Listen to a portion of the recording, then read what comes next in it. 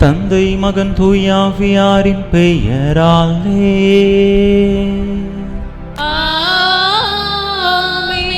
நம் ஆண்டவராகிய இயேசு கிறிஸ்துவின் அருளும் கடவுளின் அன்பும் தூய ஆவியாரின் நட்புறவும் உங்கள் அனைவரோடும் இருப்பதாக.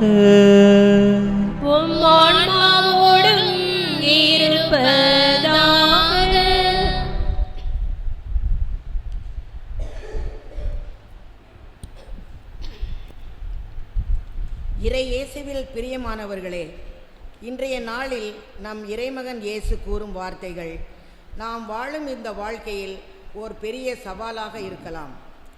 இயேசுவின் கண்ணோட்டத்தில் அவர் கூறும் வார்த்தைக்கு எதிரான வாழ்வை தான் நாம் வாழ்ந்து கொண்டிருக்கிறோம். இறைமகன் இயேசு விரும்பும் மனிதர்களாக வாழ நம்மை அழைக்கின்றார். என்னை நம்பியவர்கள் இப்படித்தான் இருக்க வேண்டும் என்று நமக்கு சொல்கிறார். தீமை செய்வோருக்கு நன்மையும் ஒரு கன்னத்தில் அறைந்தால் மறு கன்னத்தையும் நம்மால் எப்படி காட்ட முடியும், எப்படி செய்ய முடியும்? இந்த நவீன உலகப்போக்கான வாழ்க்கையில் நாம் மனிதத்தன்மையை இழந்து நிற்கின்றோம்.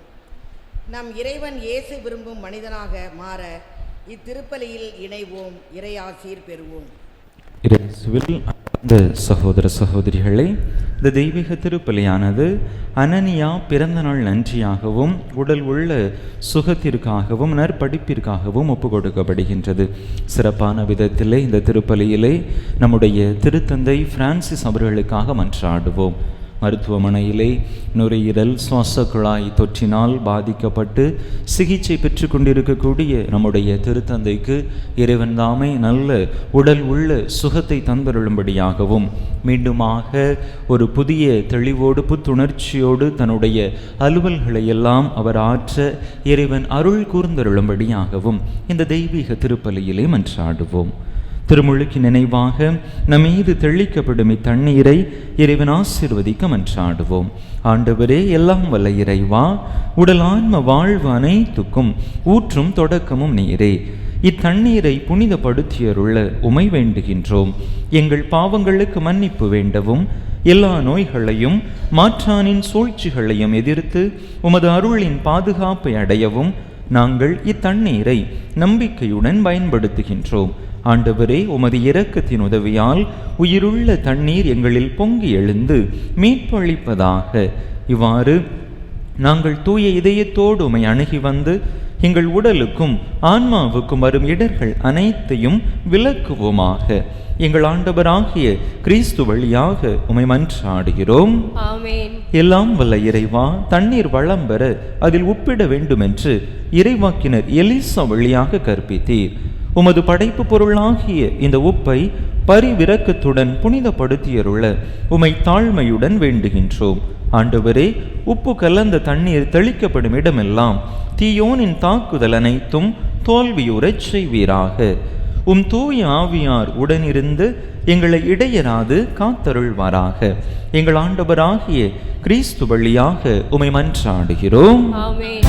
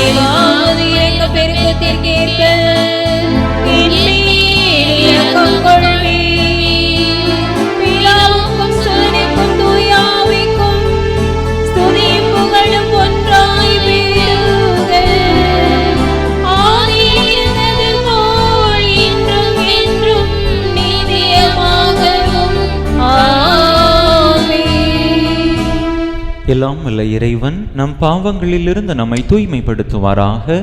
இந்த நற்கருணை கொண்டாட்டத்தின் வழியாக அவர் தம்முடைய ஆட்சியின் விருந்தில் பங்கு கொள்ள நம்மை தகுதி பெறச் செய்வாராக.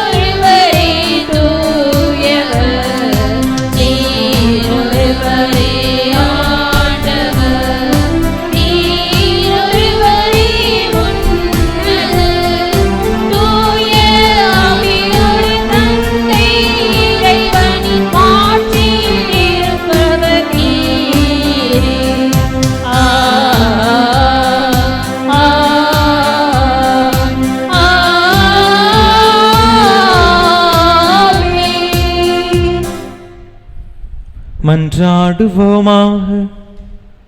எல்லாம் வல்ல இறைவா, நாங்கள் என்றும் நேரியவற்றை எங்கள் உள்ளத்தில் இருத்தி சிந்திக்க உம்மை வேண்டுகின்றோ. அதனால் உமக்கு உகந்தவற்றையே சொல்லாலும் செயலாலும் நிறைவேற்ற எங்களுக்கு அருள்வீராக.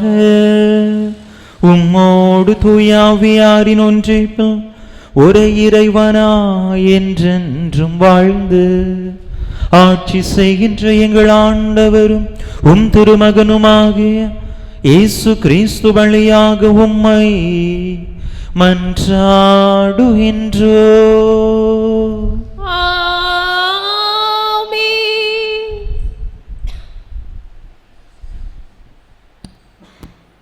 இன்றைய முதல் வாசகம் தாவீதிற்கும் சவுலுக்கும் இடையே ஏற்பட்டுள்ள பிரச்சனையையும் இறைவனால் அருட்பொழிவு பெற்ற சவுலை கொல்ல தாவீதுக்கு வாய்ப்பு கிடைத்தும் அவர் சவுலை கொல்லாமல் விடுவதையும் விவரிக்கிறது. கடவுளால் மனிதருக்கு தரப்பட்ட எதையும் யாராலும் எடுத்துவிட இயலாது என்ற கருத்தை முன்வைக்கும் இவ்வாசகத்திற்கு செவிமடுப்போம்.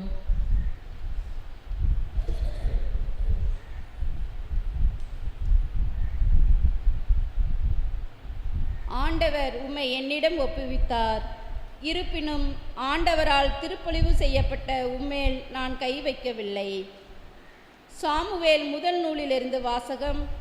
அதிகாரம் 26, இறை வார்த்தைகள் 2, 7 முதல் 9, மேலும் 12 முதல் 13, 22 முதல் 23 முடிய. அந்நாட்களில் சவுல் சீபு பாலைநிலத்தில் தாவீதை தேடுவதற்காக இஸ்ரேலில் தேர்ந்தெடுக்கப்பட்ட 3000 பேருடன் அதை நோக்கி புறப்பட்டு சென்றார். ஆதலால் தாவீதும் அபிசாயும் இரவில் அப்பாளையத்தை சென்றனர். சவுல் கூடாரத்தினுள் தூங்குவதையும் அவர் தலைமாட்டில் அவரது ஈட்டி தரையில் குத்தியிருப்பதையும் கண்டனர். அப்னேரும் படைவீரர்களும் அவரை சுற்றிலும் படுத்து உறங்கினர். அபிசாய் தாவீதிடம், இந்நாளில் கடவுள் எதிரியை உம்மிடம் ஒப்புவித்துள்ளார். ஆதலால் இப்பொழுது நான் அவரை ஈட்டியால் 2 முறை குத்தாமல் ஒரே குத்தாய் நிலத்தில் பதிய குத்தப் போகிறேன் என்றான். ஆனால் தாவீது அபிசாயை நோக்கி, அவரை கொல்லாதே, ஆண்டவரால் திருப்பொழிவு செய்யப்பட்டவர் மேல் கை வைத்துவிட்டு குற்றமற்று இருப்பவன் யார் என்று சொல்லி தடுத்தார். அவ்வாறு தாவீது சவுலின் தலைமாட்டில் இருந்த ஈட்டியையும் தண்ணீர் குவளையையும் எடுத்துக்கொண்ட பின் அவர்கள் புறப்பட்டு சென்றனர். அவர்களில் ஒருவரும் விழிக்கவில்லை, அதை காணவும் இல்லை, அறியவும் இல்லை. ஆண்டவர் அவர்களுக்கு ஆழ்ந்த உறக்கத்தை அளித்திருந்தபடியால் அவர்கள் எல்லாரும் தூங்கிக் கொண்டிருந்தனர். பின்பு தாவீது கடந்து சென்று தொலைவில் இருந்த ஒரு குன்றின் மீது நின்றார். அவர்களிடையே மிகுந்த இடைவெளி இருந்தது. தாவீது மறுமொழியாக, அரசே, உம் ஈட்டி இதோ உள்ளது. இளைஞரில் ஒருவன் இப்புறம் வந்து அதை கொண்டு போகட்டும். அவனவன் நீதிக்கும் உண்மைக்கும் ஏற்ப ஆண்டவர் உம்மை என்னிடம் ஒப்புவித்ததும் ஆண்டவரால் திருப்பொழிவு செய்யப்பட்டவர் மேல் நான் கை வைக்கவில்லை என்றார். இது ஆண்டவர் வழங்கும் அருள்வாக்கு. இறைவனுக்கு நன்றி.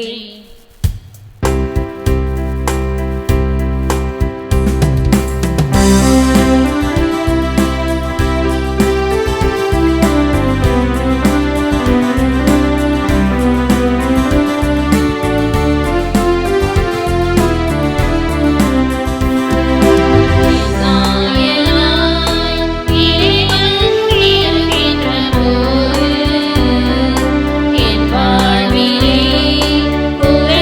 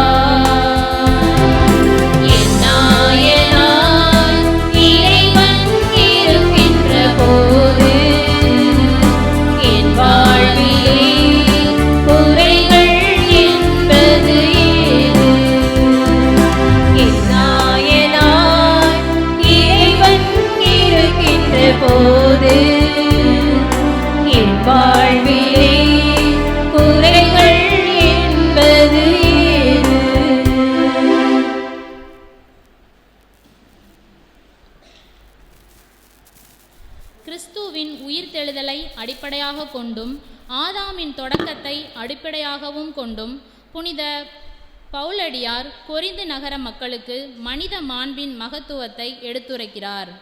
ஆதாமின் வழியாக வாழ்வை பெற்ற மனிதம் உயிர்த்த கிறிஸ்துவின் வழியாய் வாழ்வளிக்கும் நிலைக்கு நாம் அனைவரும் உயர்த்தப்பட்டிருப்பதை விளக்கும் இவ்வாசகத்திற்கு செவிமடுப்போம்.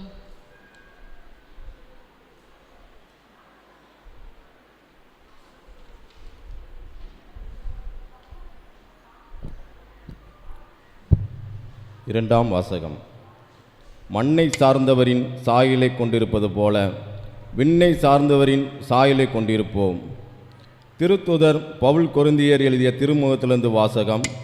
அதிகாரம் 15, இறை வார்த்தைகள் 45 முதல் 49. சகோதர சகோதரிகளே, முதல் மனிதராகிய ஆதாம் உயிர் பெற்று மனித இயல்புள்ளவர் ஆனார். கடைசி ஆதாமோ உயிர் தரும் தூய ஆவியானார். தூய ஆவிக்குரியது முந்தியது அல்ல, மனித இயல்புக்குரியதே முந்தியது. தூய ஆவிக்குரியது பிந்தியது. முதல் மனிதர் களிமண்ணால் ஆனார், அவர் மண்ணிலிருந்து வந்தவர். இரண்டாம் மனிதரோ விண்ணிலிருந்து வந்தவர். மண்ணை சார்ந்த மனிதர் போலவே மண்ணை சார்ந்த யாவரும் இருப்பர். விண்ணை சார்ந்த மனிதர் போலவே விண்ணை சார்ந்த யாவரும் இருப்பர். எனவே நாம் மண்ணை சார்ந்தவரின் சாயலை கொண்டிருப்பது போல விண்ணை சார்ந்தவரின் சாயலையும் கொண்டிருப்போம். ஆண்டவர் வழங்கும் அருள்வாக்கு. இறைவனுக்கு நன்றி.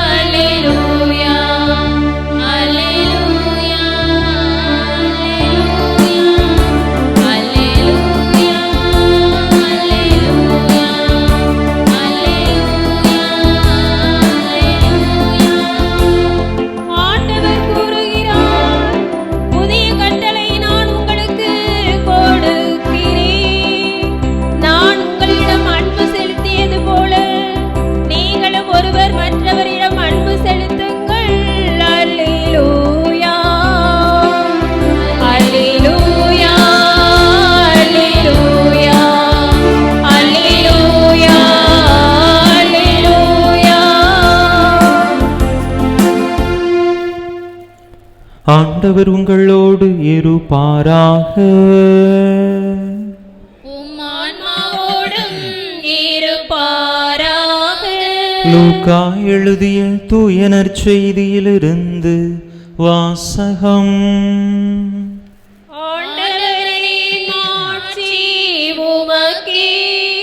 லூக்கா எழுதிய தூய நற்செய்தி அதிகாரம் 6 இறை வசனங்கள் 27 முதல் 38 முடிய. லூக்கா எழுதிய தூய நற்செய்தி அதிகாரம் 6 இறை வசனங்கள் 27 முதல் 38 முடிய. அக்காலத்தில் இயேசு தம் சீடரை நோக்கி கூறியது, நான் சொல்வதை கேட்டு கொண்டிருக்கும் உங்களுக்கு கூறுகிறேன், உங்கள் பகைவரிடம் அன்பு கூறுங்கள், உங்களை வெறுப்போருக்கு நன்மை செய்யுங்கள், உங்களை சபிப்போருக்கு ஆசி கூறுங்கள், உங்களை இகழ்ந்து பேசுவோருக்காக இறைவனிடம் வேண்டுங்கள். உங்களை ஒரு கன்னத்தில் அறைபவருக்கு மறு கன்னத்தையும் திருப்பி காட்டுங்கள். உங்கள் மேலுடையை எடுத்துக்கொள்பவர் உங்கள் அங்கியையும் எடுத்துக்கொள்ள பார்த்தால் அவரை தடுக்காதீர்கள். உங்களிடம் கேட்கும் எவருக்கும் கொடுங்கள். உங்களுடைய பொருட்களை எடுத்துக்கொள்வோரிடமிருந்து அவற்றை திருப்பி கேட்காதீர்கள். பிறர் உங்களுக்கு என்ன செய்ய வேண்டும் என்று விரும்புகிறீர்களோ அதையே நீங்களும் அவர்களுக்கு செய்யுங்கள்.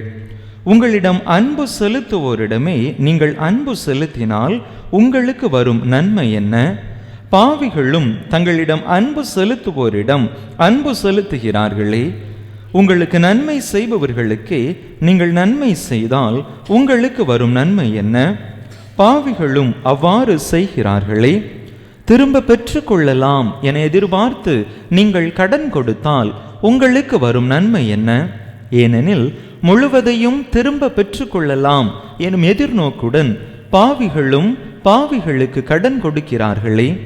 நீங்கள் உங்கள் பகைவரிடமும் அன்பு செலுத்துங்கள், அவர்களுக்கு நன்மை செய்யுங்கள், திரும்ப கிடைக்கும் என எதிர்பார்க்காமல் கடன் கொடுங்கள். அப்போது உங்கள் கைமாறு மிகுதியாயிருக்கும், நீங்கள் உன்னத கடவுளின் மக்களாயிருப்பீர்கள். ஏனெனில் அவர் நன்றி கெட்டோருக்கும் பொல்லாதோருக்கும் நன்மை செய்கிறார். உங்கள் தந்தை இரக்கமுள்ளவராய் இருப்பது போல நீங்களும் இரக்கம் உள்ளவர்களாயிருங்கள். பிறர் குற்றவாளிகள் என தீர்ப்பளிக்காதீர்கள், அப்போதுதான் நீங்களும் தீர்ப்புக்கு உள்ளாக மாட்டீர்கள். மற்றவர்களை கண்டனம் செய்யாதீர்கள், அப்போதுதான் நீங்களும் கண்டனத்துக்கு ஆளாக மாட்டீர்கள். மன்னியுங்கள், மன்னிப்பு பெறுவீர்கள். கொடுங்கள், உங்களுக்கு கொடுக்கப்படும். அமுக்கி குலுக்கி சரிந்து விழும்படி நன்றாய் அளந்து உங்கள் மடியில் போடுவார்கள். நீங்கள் எந்த அளவையால் அளக்கிறீர்களோ அதே அளவையால் உங்களுக்கும் அளக்கப்படும். ஆண்டவரின் அருள்வாக்கு. கிறிஸ்துவே உமக்கு புகழ்.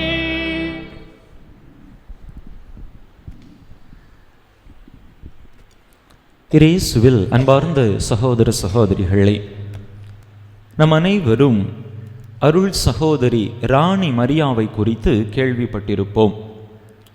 1995 ஆண்டிலே மத்திய பிரதேசத்திலே பணியாற்றி கொண்டிருந்தவர். தன்னுடைய சொந்த மாநிலமான கேரளத்தை விட்டு வடநாட்டிற்கு சென்று அங்குள்ள ஏழை எளிய மக்களுக்கு மத்தியில், அதிலும் குறிப்பாக பெண்களுடைய முன்னேற்றத்திற்காக வளர்ச்சிக்காக பணியாற்றி கொண்டிருந்தார். அவர் பணியாற்றி கொண்டிருந்த அந்த பகுதியில் கந்துவட்டி கொடுமையானது அதிகமாக காணப்பட்டது. மக்களை அதிகமாக துன்புறுத்தி அவர்களை நெருக்கி ஒடுக்கி அதிகமான வட்டியை வசூலித்து அந்த மக்களை காயப்படுத்தி கொண்டிருந்தார்கள். இவற்றையெல்லாம் பார்த்த அருள் சகோதரி ராணி மரியா அந்த கந்துவட்டிக்காரர்களுக்கு எதிராக குரல் கொடுத்தார். மக்களின் சார்பாக நின்று மக்களின் உரிமைகளுக்காக போராடினார். இதனால் அந்த கந்துவட்டியின் மூலமாக அதிகமான பணத்தை சம்பாதித்து கொண்டிருந்த அந்த நபர்களுக்கு நெருக்கடி ஏற்பட்டது. இவரை விட்டால் நம்முடைய பிழைப்பு சரியாக நடைபெறாது, சந்தி சிரித்துவிடும். எனவே அவரை தீர்த்து கட்டிவிட வேண்டும் என்று நினைத்தவர்களாக முதலிலே பல்வேறு நெருக்கடிகளை கொடுக்கிறார்கள். ஆனால் அவை எவற்றையும் குறித்து அந்த அருள் சகோதரி ராணி மரியா கவலைப்படவில்லை. ஒரு நாள் அவர் தன்னுடைய விடுமுறைக்காக தான் பணியாற்றிய பகுதியிலிருந்து தன்னுடைய சொந்த வீட்டிற்கு, சொந்த மாநிலத்திற்கு, கேரளாவிற்கு பேருந்திலே பயணம் செய்து கொண்டிருக்கிறார். அவரோடு இணைந்து ஏறத்தாழ 50 பேர் அந்த பேருந்திலே பயணம் செய்து கொண்டிருக்கிறார்கள். அந்த பேருந்து ஒரு காட்டு பகுதியை அடைந்தவுடன் அங்கே இருந்த சமந்தர் சிங் என்கின்ற ஒருவன் அந்த பேருந்திலிருந்து திடீரென்று ஒரு கத்தியை எடுத்து அருள் சகோதரி ராணி மரியாவை கண்மூடித்தனமாக குத்த ஆரம்பித்தான். பேருந்தில் இருந்த மற்ற பயணிகள் அலறி அடித்து கொண்டு ஓட ஆரம்பித்தார்கள். அனைவரும் பேருந்தை விட்டு இறங்கி ஓடி சென்று விட்டார்கள். ஆனால் அவன் அருள் சகோதரியை குத்துவதை நிறுத்திய பாடில்லை. தொடர்ந்து பேருந்தை விட்டு கீழே அவரை இழுத்து போட்டு மீண்டுமாக குத்த ஆரம்பித்தான். ஏறத்தாழ 52 முறை அருள் சகோதரியை கண்மூடித்தனமாக குத்தி கொலை செய்து விட்டான். அந்த கயவனும் போலீசாரால் சிறை பிடிக்கப்பட்டான். அவனுக்கு மரண தண்டனை விதிக்கப்படுகின்றது. பின்னாளில் அந்த மரண தண்டனை ஆயுள் தண்டனையாக குறைக்கப்படுகின்றது. அன்பு மக்களே, இந்த நேரத்தில் அந்த குடும்பத்தாருடைய மனநிலையை நாம் சிந்தித்து பார்க்க வேண்டும். தங்களுடைய மகள் இறை பணிக்காக தாங்கள் அர்ப்பணித்த அன்பு மகள் இப்படிப்பட்ட ஒரு கொடூர சாவிற்கு உள்ளாகிவிட்டாளே, எப்படிப்பட்ட வேதனைக்கு, எப்படிப்பட்ட துன்பத்திற்கு தங்களுடைய மகள் உட்பட்டிருப்பாள் என்பதை நிச்சயமாக அந்த குடும்பம், அவருடைய பெற்றோர், உடன் பிறந்தவர்கள் அறிந்து வேதனைப்பட்டிருப்பார்கள்.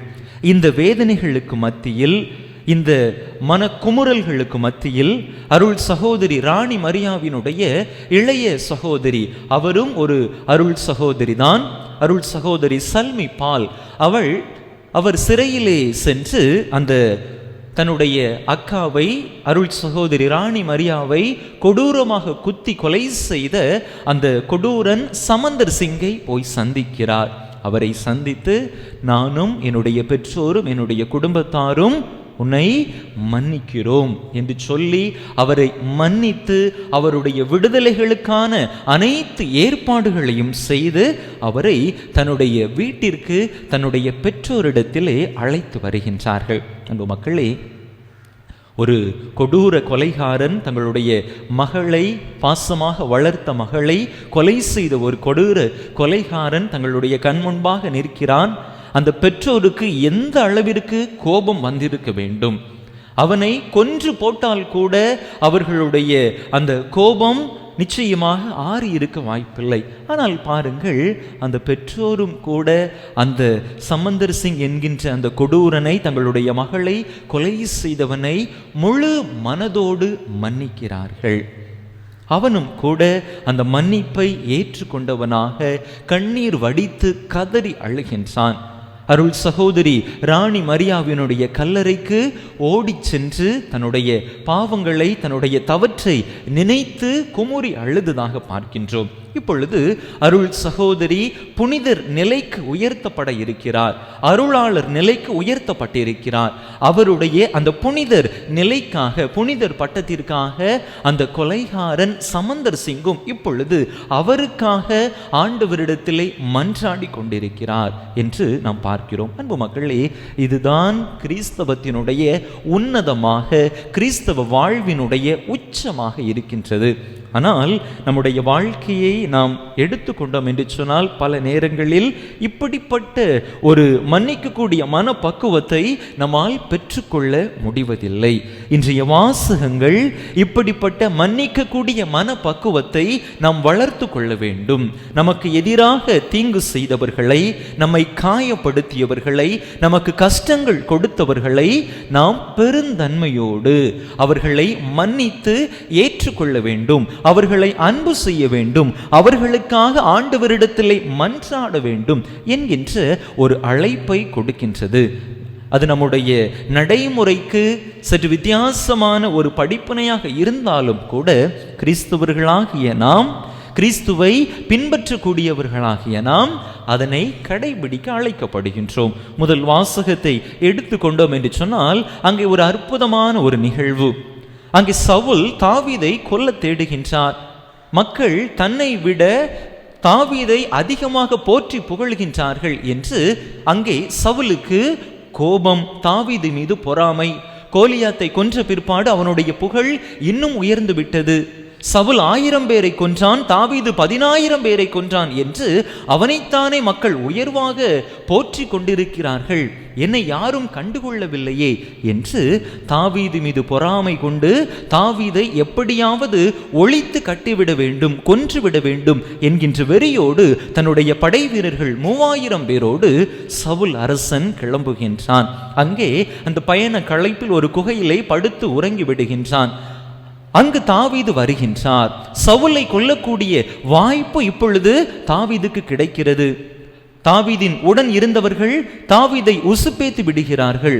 உம்முடைய எதிரியை ஆண்டவரை உம்முடைய கையில் ஒப்புவித்திருக்கிறார், அவரை கொன்று போடும் என்று தாவீதை உசுப்பேத்துகிறார்கள். தாவீது நினைத்திருந்தால் தன்னை கொல்ல தேடிய சவுலை, அங்கு தன் கண் முன்பாக உறங்கிக் கொண்டிருந்தவரை அவர் கொன்று போட்டிருக்கலாம். ஆனால் அவர் அப்படி செய்யவில்லை. ஆண்டவரால் அருள் பொழிவு செய்யப்பட்டவர் மீது நான் கை வைக்க மாட்டேன் என்று சொல்லி அங்கே அவரை கொல்லக்கூடிய ஒரு வாய்ப்பு இருந்தாலும் கூட அதை செய்யாமல் அங்கே சவுலை அவர் மன்னித்து விட்டதாக பார்க்கிறோம். நற்செய்தி வாசகத்திலே பார்க்கிற பொழுது ஆண்டவர் அப்படிப்பட்ட ஒரு அருமையான படிப்பினையை நமக்கு தருகின்றார். உங்களுடைய பகைவரையும் அன்பு செய்யுங்கள், உங்களை துன்புறுத்துவோருக்காக ஆண்டவரிடம் மன்றாடுங்கள் என்று சொல்லி ஒரு வித்தியாசமான, நம்முடைய வாழ்க்கையிலே நாம் கடைபிடிக்க கொஞ்சம் கடினமாக இருக்கக்கூடிய ஒரு படிப்பினையை ஆண்டவர் நமக்கு கற்றுத் தருகின்றார். ஆண்டவர் வெறுமனே தன்னுடைய வார்த்தைகளால் மட்டும் அப்படிப்பட்ட படிப்பினைகளை சொல்லவில்லை, தன்னுடைய வாழ்க்கையால் அதை வாழ்ந்தும் காட்டினார். தன்னை சிலுவையிலே அறைந்து கொன்ற அந்த கொடியவர்களை, கயவர்களை தான் சாகக்கூடிய அந்த தருணத்திலே, தந்தையே இவர்கள் அறியாமல் செய்கிறார்கள், இவர்களை மன்னியும் என்று சொல்லி மன்னிப்பிற்கு ஒரு இலக்கணத்தை வகுத்து தந்தவர் தான் நம்முடைய ஆண்டவர். அன்பு மக்களை, நம்முடைய வாழ்க்கையை சற்று சிந்தித்து பார்ப்போம். என்னுடைய வாழ்க்கையில் இப்படிப்பட்ட ஒரு மனநிலையோடு என்னால் செயல்பட முடிகிறதா? பல நேரங்களில் நாம் நம்முடைய கடந்த காலத்திற்கு அடிமைகளாக இருக்கக்கூடிய காரணத்தினால், கடந்த காலத்திலே மற்றவர்கள் நமக்கு எதிராக செய்த தவறுகளை, நம்மை காயப்படுத்திய அந்த தருணங்களையே நாம் நினைத்து கொண்டிருக்கக்கூடிய அந்த காரணத்தினால் அவர்களை நம்மால் மன்னிக்க முடிவதில்லை. அந்த நிகழ்வை நினைக்கின்ற பொழுது அல்லது அந்த நபர்களை நினைக்கின்ற பொழுது அது நம்முடைய மனதிலே இன்னும் அதிகமான கோபத்தை வெளிப்படுத்துவதாக இருக்கின்றது. அன்பு மக்களை, இன்றைய நாளிலே நம்முடைய வாழ்க்கையிலே ஒரு முயற்சி செய்வோம். நான் கடந்த கால அனுபவங்களை நினைத்து கொண்டிருக்கிறேனா? கடந்த காலத்தில் எனக்கு எதிராக செயல்பட்டவர்களை நினைத்து அவர்களை மன்னிக்க முடியாத ஒரு தன்மையில் இருக்கின்றேனா என்று சிந்தித்து பார்ப்போம். கடந்த காலத்தை வைத்து தீர்ப்பிடக்கூடிய அந்த மனநிலையை மறக்க முயற்சி செய்வோம். எப்பொழுது நாம் நிகழ்காலத்திற்குள்ளாக அடியெடுத்து வைக்கிறோமோ, எப்பொழுது கடந்த கால கசப்பான அனுபவங்களை, கசப்பான நபர்களை மறக்க ஆரம்பிக்கிறோமோ, உண்மையிலேயே நம்மால் மன்னிப்பை மற்றவர்களுக்கு கொடுக்க முடியும். நாம் மன்னிப்பை மற்றவர்களுக்கு வழங்குகின்ற பொழுது, நமக்கு எதிராக பேசியவர்களை, நமக்கு எதிராக செயல்பட்டவர்களை மன்னிக்கின்ற பொழுது அது நமக்கு, நம்முடைய மனதிற்கு நிச்சயமாக ஒரு இளைப்பாறுதலை தரும். நம்ம அவங்கள நினைக்கிற வரைக்கும், அவங்க செஞ்ச தவறை நினைச்சுக்கிட்டு இருக்கிற வரைக்கும் அது நம்முடைய மனசுல ஒரு வடுவாக, ஒரு கஷ்டமாக, ஒரு காயமாக நம்முடைய மனதில் ஒரு இறுக்கத்தை ஏற்படுத்தி கொண்டேதான் இருக்கும். ஆனால் நாம் எப்பொழுது அதை மறந்து அவர்களை மன்னிக்க ஆரம்பிக்கிறோமோ அப்பொழுதே நம்முடைய மனம் இலகுவாக மாற ஆரம்பிக்கிறது. நம்ம பாவ சங்கீர்த்தனம், ஒப்புரவு அருட்சாதனம் பெற்றுக்கொண்ட பிற்பாடு நம்ம மனசுல ஒரு நிம்மதி இருக்கும், தெரியுமா? உணர்ந்திருக்கிறீங்களா? ஏதோ ஒரு பெரிய பாரத்தை இறக்கி வச்ச மாதிரி ஒரு உணர்வு இருக்கும். அன்பு மக்களே, அதே உணர்வை நாம் மற்றவர்களை மன்னிக்கும் போதும் பெற்றுக்கொள்கிறோம். மற்றவர்களை மன்னிக்கின்ற பொழுது நாம் அவர்களை மட்டும் மன்னிக்கவில்லை, நம்முடைய பாவங்களிலிருந்தும் நம்முடைய கடந்த கால தவறுகளிலிருந்தும் நாமும் மன்னிக்கப்படுகின்றோம். அதான் ஆண்டவர் சொல்றாரு, மன்னியுங்கள் மன்னிப்பு பெறுவீர்கள் அப்படின்னு சொல்றார். நம்ம தெரிந்தோ தெரியாமலோ, அறிந்தோ அறியாமலோ, புரிந்தோ புரியாமலோ பல தவறுகளை செய்திருக்கலாம். நாம் மற்றவர்களை, நமக்கு எதிராக தவறுகள், குற்றங்கள் செய்தவர்களை மன்னிக்கின்ற பொழுது ஆண்டவரும் நம்முடைய குற்றங்களை, நம்முடைய பாவங்களை மன்னிக்கக்கூடியவராக இருக்கிறார். இன்றைய இரண்டாம் வாசகம் அப்படிப்பட்ட உயரிய மனப்பான்மை உடையவர்களாக, விண்ணுக்குரிய செயல்பாடுகளை கொண்டவர்களாக நாம் வாழ நம்மை அழைக்கின்றது. மண்ணுக்குரிய மனிதர்களுக்குரிய இயல்பை நீங்கள் கொண்டிருத்தலாகாது, விண்ணுக்குரிய ஆண்டவருக்குரிய செயல்பாடுகளை கொண்டிருங்கள் என்று நம்மை மேன்மையான ஒரு வாழ்க்கைக்கு நம்மை அழைக்கின்றது. நம்முடைய வாழ்க்கையை சற்று சிந்தித்து பார்ப்போம். தவ காலத்திற்குள்ளாக இன்னும் சில தினங்களில் அடியெடுத்து வைக்க இருக்கின்றோம். என்னால் பிறரை மன்னிக்க முடிகின்றதா? நாம் பிறரை மன்னிக்கின்ற பொழுது இறை இயல்புக்கு கடந்து செல்கின்றோம். ஒரு அழகான ஒரு பழமொழி கூட சொல்லுவாங்க, அப்படிதானே? தவறுவது மனித இயல்பு, மன்னிப்பது இறைவனின் மாண்பு என்று சொல்லுவார்கள். நாம் பிறரை எப்பொழுது மன்னிக்க ஆரம்பிக்கிறோமோ அப்பொழுது இறை மாண்பை நம்முடையதாக்கிக் கொள்கிறோம். இறைவனுடைய அப்படிப்பட்ட நிலைக்கு நாம் உயர்த்தப்படுகிறோம். நம்முடைய திருத்தந்தை பிரான்சிஸ் அவர்கள் அருமையாக சொல்லுவார், கடவுள் நம்மை மன்னிப்பதில் சோர்ந்து போவதே கிடையாது, ஆனால் நாம் தான் பிறரை மன்னிப்பதில், பிறரிடம் மன்னிப்பு கேட்பதில் சோர்ந்து போய் விடுகின்றோம் என்று சொல்லுவார். புனித தாமஸ் அக்வினாஸ் அருமையாக சொல்லுவார், ஒரு மனிதனை கடவுளுக்கு பிடித்தவனாக மாற்றுவது என்ன தெரியுமா? அவனுக்கு எதிராக பிறர் செய்த தவறுகளை, குற்றங்களை மன்னிக்கிற பொழுது அந்த பண்புதான் அவனை கடவுளுக்கு பிடித்தவனாக மாற்றுகிறது என்று சொல்லுவார். எனவே நாமும் கூட நம்முடைய வாழ்க்கையிலே அப்படிப்பட்ட மன்னிக்கக்கூடிய அந்த உயரிய மனப்பான்மையை பெற்றுக்கொள்ளும். கஷ்டம்தான், நம்ம கஷ்டப்படுத்தி இருக்கிறாங்க, நம்மளை காயப்படுத்தி இருக்கிறாங்க, இருந்தாலும் நாம் ஆண்டவரை பின்பற்றி அவரை மன்னிப்பேன், அவருக்காக ஜெபிப்பேன், அவருடைய குடும்பமும் பிள்ளைகளும் நன்றாக இருக்கட்டும் என்று நான் ஆண்டவரிடத்திலே மன்றாடுவேன் என்று நாம் நம்முடைய வாழ்க்கையை இறைவனுடைய திருவுள்ளத்தின்படி அமைத்து கொண்டோம் என்று சொன்னால், அன்பு மக்களே, அது நமக்கு மிகப்பெரிய அளவிலே ஆண்டவருடைய அருள் வரங்களையும் ஆசீர்வாதங்களையும் பெற்றுத்தரும். நாம் கிறிஸ்தவர்கள், நமக்கும் மற்றவர்களுக்கும் நிச்சயமாக வித்தியாசம் இருக்கின்றது. எல்லா மனிதர்களையும் போல நாமும் நமக்கு எதிராக செயல்பட்டவர்களை பழிக்கு பழி வாங்க வேண்டும் என்று நினைத்து கொண்டிருந்தால் நாம் கிறிஸ்தவர்கள் என்று சொல்லிக் கொள்வதில் அர்த்தமே கிடையாது. எனவே கொஞ்சம் முயற்சி செய்வோம், சரிங்களா? கஷ்டம்தான், இருந்தாலும் சிறிய அளவிலான முயற்சிகளை ஏறெடுக்க ஆரம்பிப்போம். அதனுடைய பலனை நம்முடைய வாழ்க்கையிலே நாம் அனுபவிப்போம். பல நேரங்களில் நம்ம நினைப்போம், ஆண்டவர் என்னுடைய ஜெபத்தை கேட்கவே மாட்டேங்கிறாரு, என்னுடைய வேண்டுதலை நிறைவேற்றவே மாட்டேங்கிறார். ஒருவேளை நாம் மற்றவர்களை மன்னிக்காமல் இருக்கக்கூடிய நம்முடைய அந்த நிலைப்பாடு கூட இறைவன் நம்முடைய ஜெபத்தை கேட்காமல் இருக்க ஒரு தடையாக இருக்கலாம். எப்பொழுது நாம் அப்படிப்பட்ட நிலையிலிருந்து விடுபட்டு பிறரை மன்னிக்க ஆரம்பிக்கிறோமோ அப்பொழுது ஆண்டவரும் நம்முடைய ஜெபத்தை கேட்பார். எனவே நாம் பிறரை மன்னித்து வாழ்வோம். இறைவனுடைய அருள் வரங்களையும் ஆசீர்வாதங்களையும் நிறைவாக நம்முடைய வாழ்க்கைக்கு பெற்றுக்கொள்வோம். அதற்கான வரத்தை கேட்டு பிறரை மன்னிக்கக்கூடிய நல்ல மனப்பக்குவத்தை இறைவன் நமக்கு தந்தருளும்படியாக தொடர்ந்து இந்த தெய்வீக திருப்பலியிலே இணைந்து மன்றாடுவோம். ஆமன். அனைவரும் எழுந்து நம்முடைய நம்பிக்கையை அறிக்கையிடுவோம்.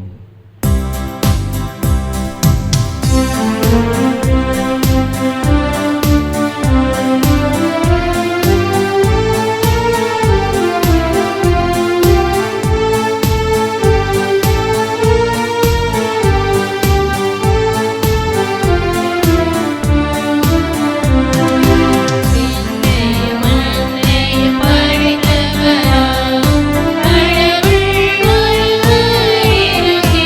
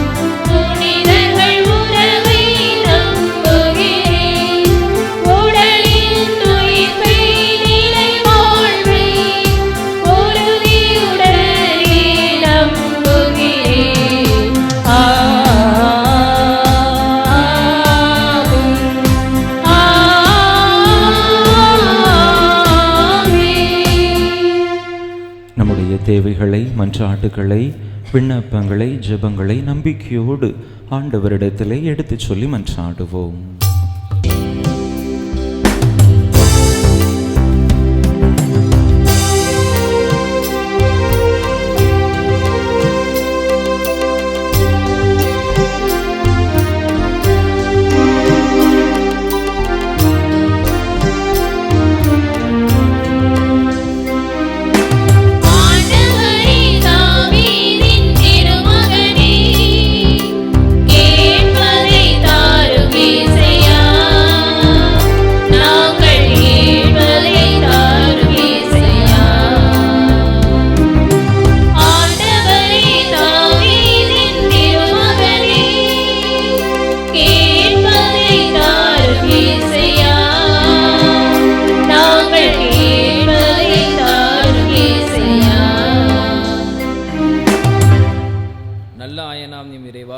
திரு அவையை வழிநடத்தும் திருத்தந்தை, ஆயர்கள், அருட்தந்தையர்கள், துறவரத்தார் அனைவரும் உடல் உள்ள நலம் பெற்று வாழவும் அவர்களின் பணி சிறக்கவும் இறைவா உம்மை மன்றாடுகிறோம்.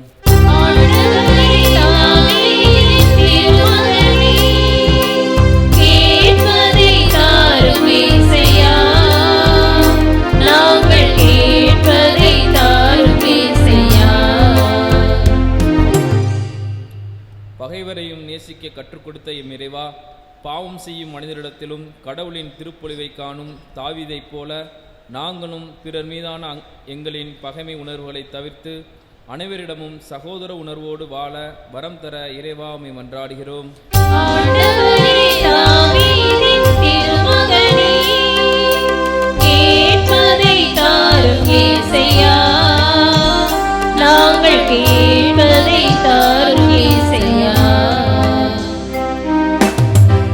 அன்பின் அருட்கடலே இறைவா, பிறர் எங்களுக்கு என்ன செய்ய வேண்டும் என்று விரும்புகிறோமோ அவற்றையே நாங்களும் அவர்களுக்கு செய்யும் நன்மனதை எங்களுக்கு தந்தரல வேண்டுமென்று இறைவா உம்மை மன்றாடுகிறோம்.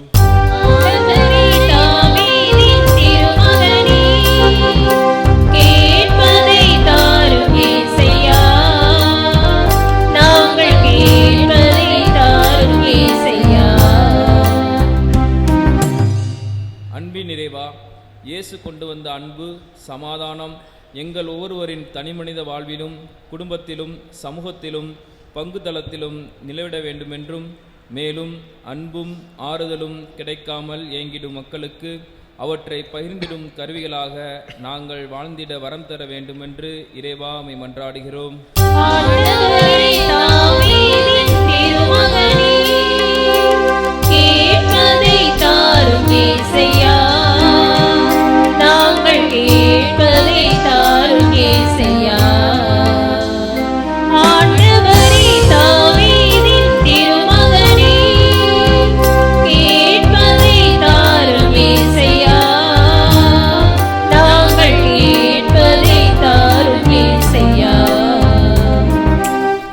நம்முடைய தனிப்பட்ட தேவைகளுக்காக சில மணித்துளிகள் அமைதியாக இறைவனிடம் மன்றாடுவோம். சிறப்பாக நம்முடைய திருத்தந்தை பிரான்சிஸ் அவர்களை நினைவு கூர்ந்து இறைவன் அவர்களுக்கு பரிபூரண உடல் உள்ள சுகத்தை கொடுக்கும்படியாகவும் மன்றாடுவோம்.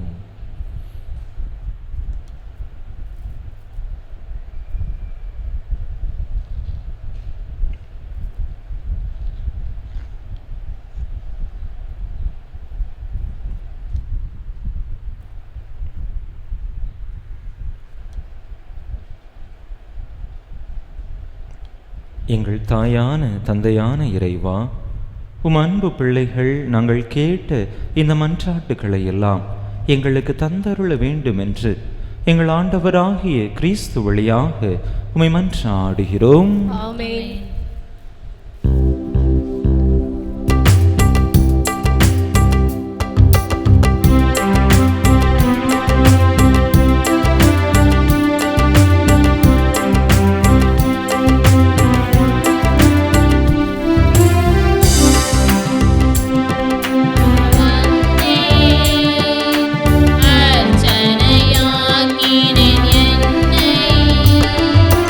அர்ப்பணமலர்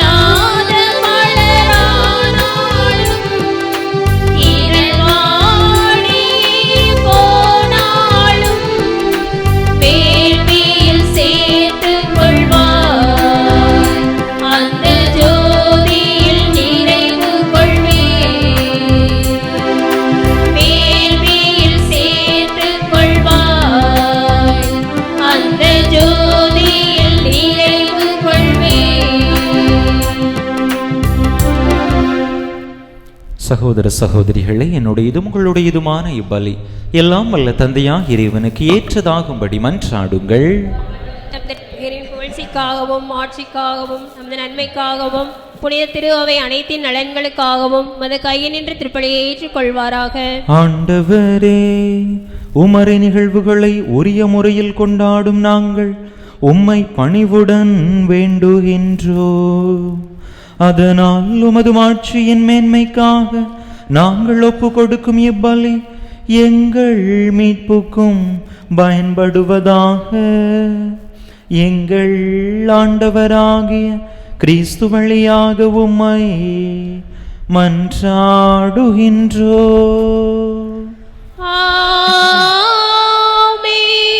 ஆண்டவர் உங்களோடு இருப்பாராக.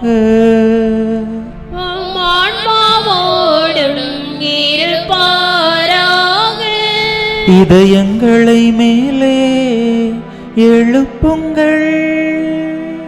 ஆண்டவரிடம் எழுப்பியுள்ளோம். நம் இறைவனாகிய ஆண்டவருக்கு நன்றி கூறுவோம்.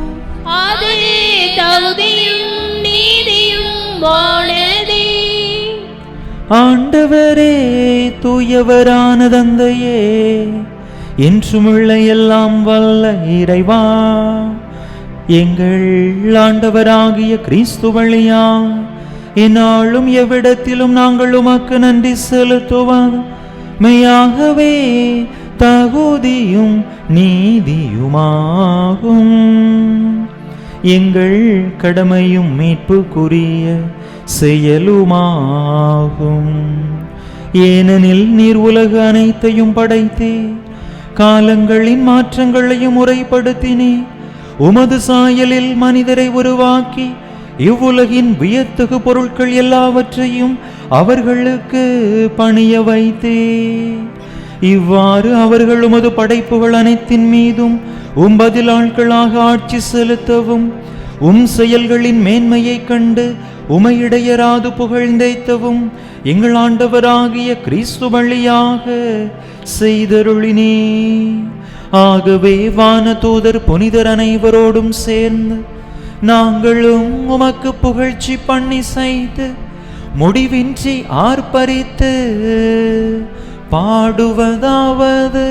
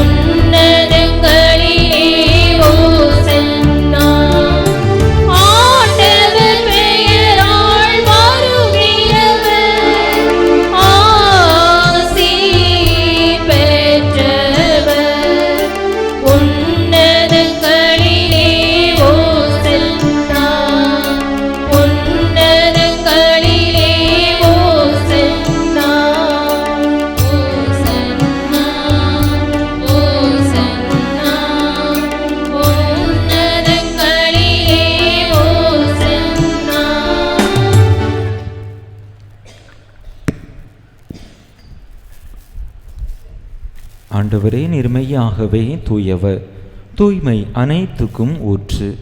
ஆகவே உம்முடைய ஆவியை பொழிந்து இக்காணிக்கைகளை தூய்மைப்படுத்த உம்மை வேண்டுகின்றோம். இவ்வாறு எங்கள் ஆண்டவர் இயேசு கிறிஸ்துவின் உடலும் இரத்தமுமாக எங்களுக்கு இவை மாறுவனவாக.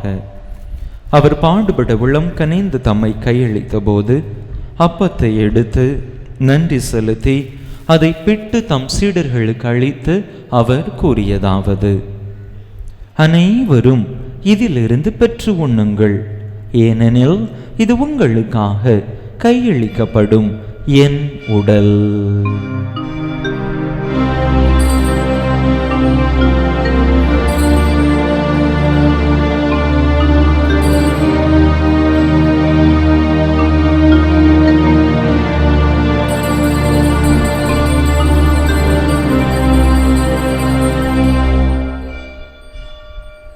அவ்வண்ணமே இரவு விருந்தை அருந்திய பின் கிண்ணத்தையும் எடுத்து மீண்டும் உமக்கு நன்றி கூறி தம் சீடர்களுக்கு அளித்து அவர் கூறியதாவது: அனைவரும் இதிலிருந்து பெற்று பருகுங்கள், ஏனெனில் இது புதிய நிலையான உடன்படிக்கைக்குரிய என் இரத்தத்தின் கிண்ணம். இது பாவ மன்னிப்புக்கென்று உங்களுக்காகவும் பலருக்காகவும் சிந்தப்படும். இதை என் நினைவாக செய்யுங்கள்.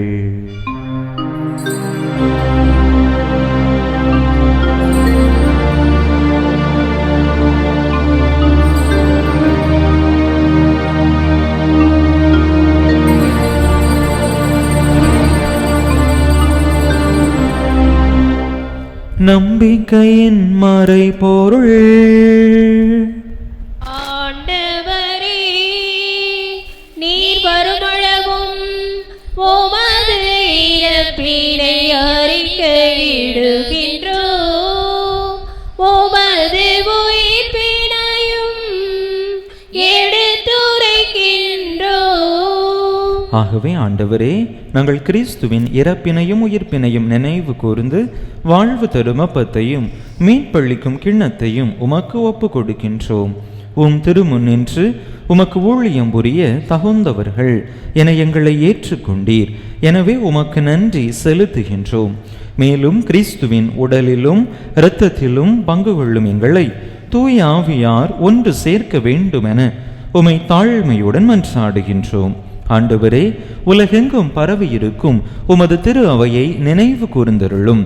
எங்கள் திருத்தந்தை பிரான்சிஸ், எங்கள் ஆயர் ஸ்டீஃபன், எல்லா திருநிலையினர் ஆகிய அனைவரோடும் உமது திரு அவை அன்பில் நிறைவு பெறச் செய்தருளும். மேலும் உயிர்த்தெழும் எதிர்நோக்குடன் துயில் கொள்ளும் எங்கள் சகோதர சகோதரிகளையும் இறந்தோர் அனைவரையும் இரக்கத்துடன் நினைவு கூர்ந்து உமது திருமுக ஒளியினுள் ஏற்றருளும். எங்கள் அனைவர் மீதும் இரக்கமாயிரும். கடவுளின் கனித்தாயும் எங்கள் பாதுகாவலியுமான புனித ஜெபமாலை அன்னை, அவருடைய கணவரான புனித யோசேப்பு, புனித திருத்தூதர்கள், இவ்வுலகில் உமக்கு உகந்தவராயிருந்தோர் ஆகிய புனிதர் அனைவருடனும் நாங்கள் நிலை வாழ்வில் பங்கு கொள்ளும் தகுதி பெற்று உம் திருமகன் இயேசு கிறிஸ்து வழியாக உமை புகழ்ந்தேத்தும் வரமருள உமை மன்றாடுகின்றோம்.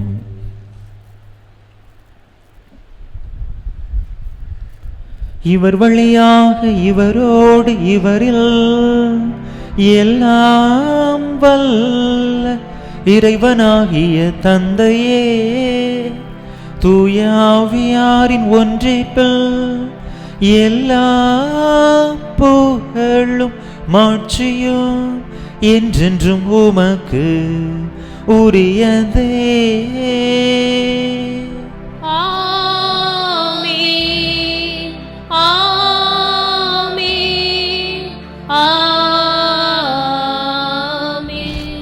மீட்பரின் கட்டளையால் கற்பிக்கப்பட்டு இறை படிப்பினையால் பயிற்சி பெற்ற நாம் துணிந்து சொல்லுவோம்: இருக்கின்ற எங்கள் தந்தையே, உமது பெயர் தூயதென போற்ற பெறுக, உமது ஆட்சி வருக, உமது திருவுளம் விண்ணுலகில் நிறைவேறுவது போல மண்ணுலகிலும் நிறைவேறுக. எங்கள் அன்றாட உணவை இன்று எங்களுக்கு தாரும். எங்களுக்கு எதிராக குற்றம் செய்வோரை நாங்கள் மன்னிப்பது போல எங்கள் குற்றங்களை மன்னியும். எங்களை சோதனைக்கு உட்படுத்தாதேயும், தீமையிலிருந்து எங்களை விடுவித்திரளும். ஆண்டவரே, தீமை அனைத்தில் இருந்தும் எங்களை விடுவித்து எங்கள் வாழ்நாளில் அமைதியை கனிவுடன் அருள உமை மன்றாடுகின்றோம். உமது இரக்கத்தின் உதவியால் நாங்கள் பாவத்தில் இருந்து எப்போதும் விடுதலை பெற்று யாதொரு கலக்கமுமின்றி நலமாயிருப்போமாக. நாங்கள் எதிர்நோக்கி இருக்கும் பேரின்பத்துக்காகவும் எமீட்பராகிய இயேசு கிறிஸ்துவின் வருகைக்காகவும் காத்திருக்கின்றோம். ஏனெனில் ஆட்சியும் வல்லமையும் ஆட்சியும் என்றென்றும் உமதே. ஆண்டவரே இயேசு கிறிஸ்துவே, அமைதியை உங்களுக்கு விட்டுச் சொல்லுகின்றேன், என் அமைதியையே உங்களுக்கு அளிக்கின்றேன் என்றும் திருத்தூதர்களுக்கு மொழிந்தீரே. எங்கள் பாவங்களை பாராமல் உமது திரு அவையின் நம்பிக்கையை கண்ணோக்கி உமது திருவுளத்துக்கு ஏற்ப அதற்கு அமைதியையும் ஒற்றுமையையும் அளித்தருள்வீராக. என்றென்றும் வாழ்ந்து ஆட்சி செய்கின்றவர் நீரே. ஆண்டவருடைய அமைதி உங்கள் அனைவரோடும் என்றும் இருப்பதாக. ஒருவருக்கொருவர் கிறிஸ்து வழங்கும் அமைதியை பகிர்ந்து கொள்வோம்.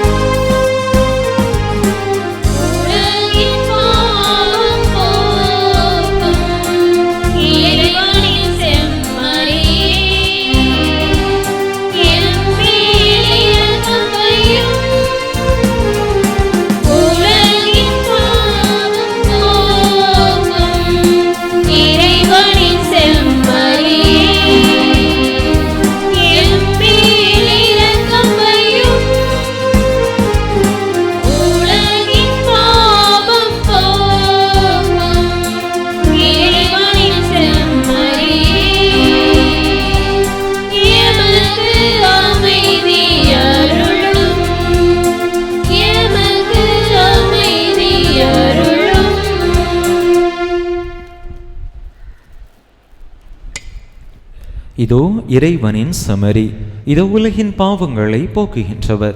இந்த செம்மறியின் திருவிருந்துக்கு அழைக்கப் பெற்றுள்ள நாம் பேறு பெற்றோர். ஆண்டவரே, நீர் என் உள்ளத்தில் எழுந்தள்ள நான் தகுதியற்றவள். ஆனால் ஒரு வார்த்தை மட்டும் சொல்லியல்லும் எனது ஆன்மா நலமடையும்.